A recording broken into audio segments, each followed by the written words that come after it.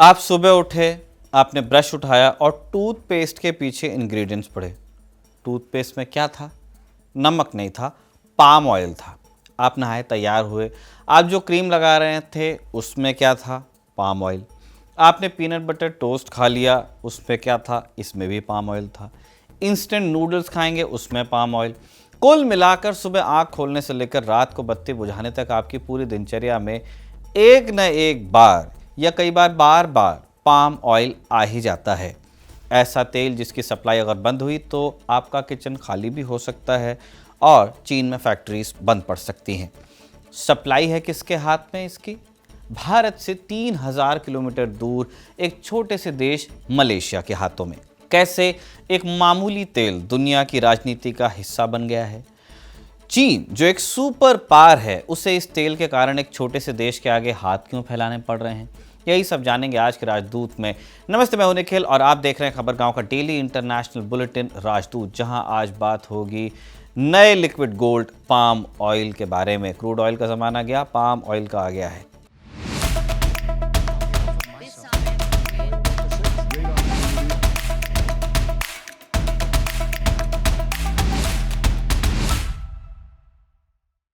Palm oil दुनिया में सबसे ज़्यादा इस्तेमाल होने वाला वेजिटेबल ऑयल है। दुनिया में पाम ऑयल का सबसे बड़ा ख़रीदार चीन नहीं है, अमेरिका भी नहीं है, भारत है। वजह सिंपल है कि हिंदुस्तानी खाने में तेल बहुत पड़ता है और दूसरा कारण है कीमत। आप बाज़ार जाएंगे तो सड़क के किनारे समोसे, जलेबी या पकौड़े, जो डीजल पकौड़े या डीजल समोसे कहा जाते हैं, वो स्वाद में बेहतरीन लगते हैं, लेकिन दुकानदार के लिए आपके स्वाद से ज़रूरी है उसका मुनाफा, इसलिए वो पाम ऑयल में उन्हें तलता है। और पाम ऑयल दूसरे तेलों जैसे सरसों या सूरजमुखी या सोयाबीन के मुकाबले, ग्राउंडनट वगैरह जो पारंपरिक तेल रहे हैं, तिलहन रहे हैं हमारे, उससे बहुत सस्ता है।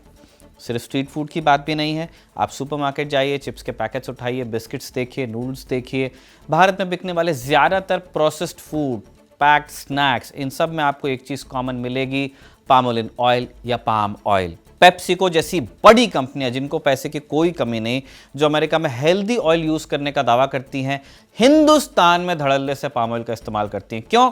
क्योंकि यहाँ कोई रोकने वाला नहीं है और ये सस्ता पड़ता है। स्नैक्स, साबुन, बायोफ्यूल और कई इंडस्ट्रीज़ में इसी का इस्तेमाल होता है। उगाया जाता है इसको इंडोनेशिया और मलेशिया में, जो मिलकर दुनिया की 85% से ज़्यादा सप्लाई करते हैं पाम ऑयल की। लेकिन इस सस्ते तेल के पीछे बहुत बड़ी राजनीति छिपी है, इंटरनेशनल राजनीति। अमेरिका, चीन और भारत के फैसलों की वजह से इसका मार्केट ऊपर नीचे होता रहता है। कभी अमेरिका टैरिफ लगा देता है तो ट्रेड वॉर शुरू हो जाता है और इस पाम ऑयल की कीमतें आसमान भी छूती हैं। ख़ास बात यह है कि अमेरिका खुद पाम ऑयल नहीं खरीदता है, ज़्यादा नहीं खरीदता, क्योंकि वहाँ सोयाबीन ऑयल का चलन ज़्यादा है ना। यूएस में सोयाबीन खूब होता भी है, लेकिन अपना जो कानून बनाता है यूएस और जो टैक्स रिजीम है वहाँ, उसके चलते पूरे दुनिया में पाम ऑयल का जो रेट है वो कई बार महंगा भी हो जाता है।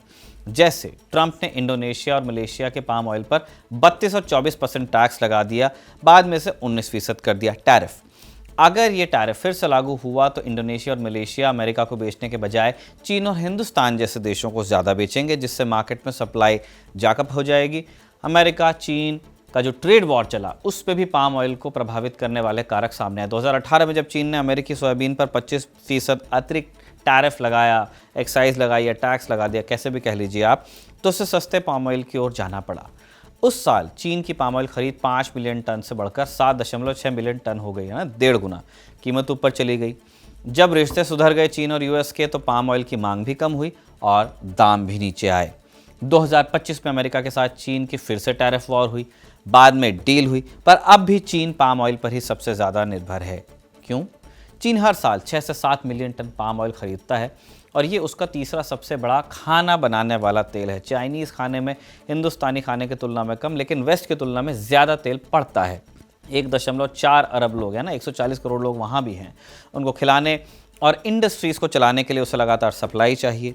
रूस यूक्रेन युद्ध ने सनफ्लावर और रैपसीड ऑयल की सप्लाई कम की है, इसलिए चीन और ज़्यादा पाम ऑयल की तरफ आया। 2024 में चीन ने इंडोनेशिया की 14.8% पाम ऑयल जो प्रोडक्शन थी उसको खरीद लिया। दोनों देशों का व्यापार 148 बिलियन डॉलर तक गया इसकी बदौलत।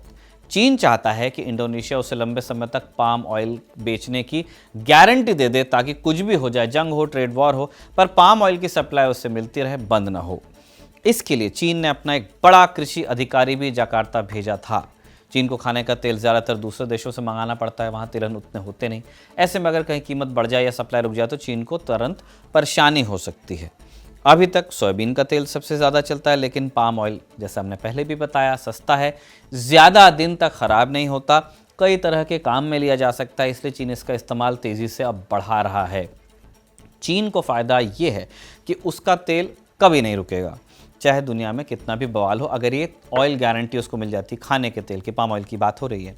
इंडोनेशिया को फ़ायदा ये है कि उसे पक्का ख़रीदार मिल जाएगा, जिससे पैसा और नौकरियां दोनों बनी रहेंगी। लेकिन दिक्कत यहाँ भी है, चीन ये सोचता है कि सिर्फ एक ही देश से सब सामान लेना ठीक नहीं, क्योंकि इंडोनेशिया में कभी बारिश तूफान से फसल ख़राब हो जाती है, या कभी सरकार नए नियम बना देती है, या अवैध खेती पर सख्ती कर देती है, तो इसकी सप्लाई प्रभावित होगी। पाम ऑयल का एक इन्वायरमेंटल इम्पैक्ट भी है, जिस पर हम आगे बात करेंगे। इंडोनेशिया के अंदर अलग दिक्कतें, बहुत से पुराने हैं पेड़, वहाँ पे नई रोपाई कम हो पा रही है। हमने पहले भी बताया एनवायरनमेंट का एक एंगल है, मौसम की मार पड़ती है, दुनिया भर में जंगल कटाई और मजदूरों के हक की बात भी हो रही है। ऊपर से इंडोनेशिया बहुत सारा पाम ऑयल तेल अपने यहाँ जो बायोडीजल से उनके B40 B50 में इस्तेमाल करना चाहता है, यानी इंडोनेशिया चाहता है कि उसका तेल उसके देश में ज़्यादा इस्तेमाल हो। ये हुई चीन की बात। अब पाम ऑयल के सबसे बड़े खरीदार यानी हिंदुस्तान पर आते हैं। पाम ऑयल के मामले में भी और दूसरे तेलों के मामले में भी जो खाने में प्रयोग किए जाते हैं, हिंदुस्तान सबसे बड़े प्रोड्यूसर्स में से भी है, सबसे बड़े इंपोर्टर्स में से, सबसे बड़े कंज्यूमर्स में से भी है, टॉप पे ही है। पाम ऑयल हमको ज़रूर इंपोर्ट करना पड़ता है, कारण हमने पहले भी बताया हिंदुस्तानी खाने में चाहे किसी शैली का हो तेल खूब पड़ता है। भारत दुनिया में सबसे ज़्यादा पाम ऑयल खरीदता है। 2024-25 में भारत ने लगभग 94 lakh ton palm oil import किया, यानी दुनिया के टोटल प्रोडक्शन का 20 से 25% भारत अकेले खींच रहा है। वजह नॉर्मल है, त्यौहार आता है तो तली भुनी चीज़ें बनती हैं। हमारी आबादी लगभग 1.5 अरब हो गई है, इसलिए जैसे ही भारत ये तेल ज़्यादा खरीदता है वैसे ही इसके दाम चढ़ते हैं। जब भारत रुक जाता है तो इसके दाम गिरते भी हैं, लेकिन भारत की राजनीति भी पाम तेल के बाजार को पलटती रहती है। 2019-20 में मलेशिया के तत्कालीन प्रधानमंत्री महाथिर मोहम्मद ने कश्मीर और नागरिकता कानून पर टिप्पणी कर दी थी। इसके बाद भारत ने मलेशिया से पाम ऑयल जो आता था हिंदुस्तान, उसको बैन किया। नतीजा क्या हुआ? एक साल में मलेशिया से भारत को होने वाला जो एक्सपोर्ट था पाम ऑयल का 85% गिर गया। उसी समय मलेशिया ने फौरन अपना तेल इंडोनेशिया की मदद से पाकिस्तान को बेचा, बांग्लादेश को और फिर चीन को भी बेचा। इससे ग्लोबल जो प्राइस था पाम ऑयल का नीचे आया और भारत को इंडोनेशिया से थोड़ा महंगा तेल खरीदना पड़ा। 2025 में फिर वही खेल हुआ। भारत ने इंपोर्ट ड्यूटी 10% कम कर दी और सस्ते दाम का फ़ायदा उठाकर भारी खरीद शुरू कर दी गई। मई 2025 में 5.93 लाख टन और जून में करीब 7.5 लाख टन खरीदा गया पाम ऑयल। और जैसे ही भारत की बड़े बड़े टेंडर्स निकले, पूरी दुनिया के व्यापारी समझ गए कि अब कीमतें नीचे नहीं जाएंगी, क्योंकि भारत ने एक मिनिमम कीमत तय कर दी है पाम ऑयल की। कुल मिलाकर पाम ऑयल का बाजार अब पूरी तरह से एशिया के इर्द गिर्द ही घूमता है। भारत सबसे बड़ा खरीदार है, चीन सबसे बड़ा गारंटीड खरीदार है, वो बनने की कोशिश तो कर ही रहा है। इंडोनेशिया और मलेशिया इससे प्रोड्यूस कर रहे हैं। अमेरिका और यूरोप के टैक्स और नियम सिर्फ बाजार को उलझाते हैं, है ना। वो स्टेक होल्डर कैसे हैं उलझाने के मामले में, और नतीजा ये रहता है कि मांग हमेशा बनी रहती है, लेकिन कीमतें हर हफ्ते कभी ऊपर जाती हैं, कभी नीचे आती हैं। अब जब इतना पचड़ा इस तेल को लेकर के हो ही रहा है, तो आपके दिमाग में ये सवाल आ सकता है कि पाम ऑयल स्वाभाविक रूप से हमारे पैलेट का हिस्सा नहीं था, हमारे खाने का हिस्सा नहीं था, तो प्लेट पर कैसे आया? तो इसके लिए नक्शे पर उंगली रखिए और चलिए मलेशिया। साल था 1957। मलेशिया को अंग्रेज़ों से आज़ादी मिली, लेकिन देश के सामने बड़ी चुनौती थी गरीबी की। लोगों के पास ज़मीन नहीं थी, रोज़गार नहीं था। सरकार ने फिर एक नया रास्ता निकाला। उन्होंने सोचा कि क्यों न इस गरीबी को पाम ऑयल से मिटाया जाए। सरकार ने एक एजेंसी बनाई, FELDA, federal land development authority, जिसका नारा था लैंड फॉर दी लैंडलेस, यानी जिसके पास ज़मीन नहीं उसे ज़मीन दो, है ना। एक तरह का भूमि सुधार था, लेकिन ज़मीन ज़मींदारों से नहीं ली गई, जंगलों से ली गई। जंगल साफ़ किए गए, हज़ारों गरीब परिवारों को वहाँ बसाया गया और उनके हाथों में रबर या पाम ऑयल के पौधे दिए गए, प्लांटेशंस आई। नतीजा क्या हुआ? देखते ही देखते मलेशिया के हरे भरे जंगल जो थे वो पाम प्लांटेशंस में बदल गए। जो काम पहले औपनिवेशिक कंपनियां करती थीं अपने मुनाफे के लिए, अब वो राष्ट्र निर्माण का प्रोजेक्ट बन गया, है ना, नेशन बिल्डिंग प्रोजेक्ट। मलेशिया ने इस तेल को अपनी इकॉनमी का फिर इंजन बनाया। लेकिन यहाँ एक दिक्कत थी, प्रोडक्शन की रफ्तार धीमी थी। दिक्कत थी पॉलिनेशन की। कुदरती तौर पर पाम के पेड़ों में फल लगने का प्रोसेस बहुत धीमा है। मलेशिया में मजदूरों को हाथ से पॉलिनेट करना पड़ता था, चढ़ चढ़ के। ब्लोअर लेकर घूमते थे और फूलों पर पोलन छिड़कते थे। बहुत मेहनत होती थी, फल फिर भी कम लगते थे। और तब एंट्री हुई एक स्कॉटिश प्लांटर की, जिसका नाम था लेस्ले डेविडसन।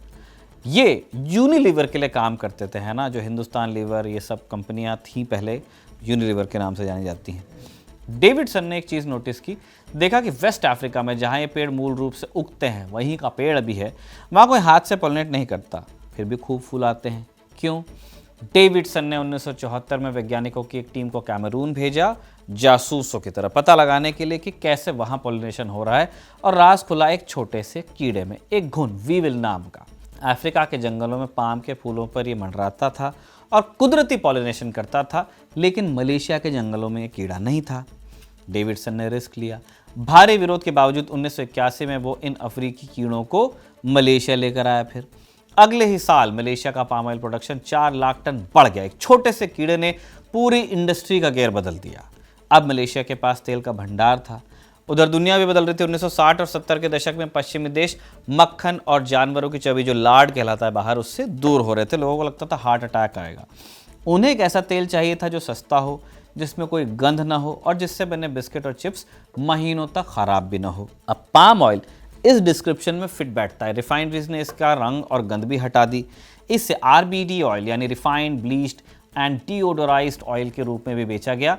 सस्ता था, हर चीज़ में घुल मिल जाता था, और सबसे बड़ी बात यह कि रूम टेम्परेचर पर ये जमता नहीं था, लेकिन टेक्सचर इसका मक्खन जैसा था। अमेरिका और यूरोप की बड़ी बड़ी फूड कंपनीज फिर इस पर टूटी।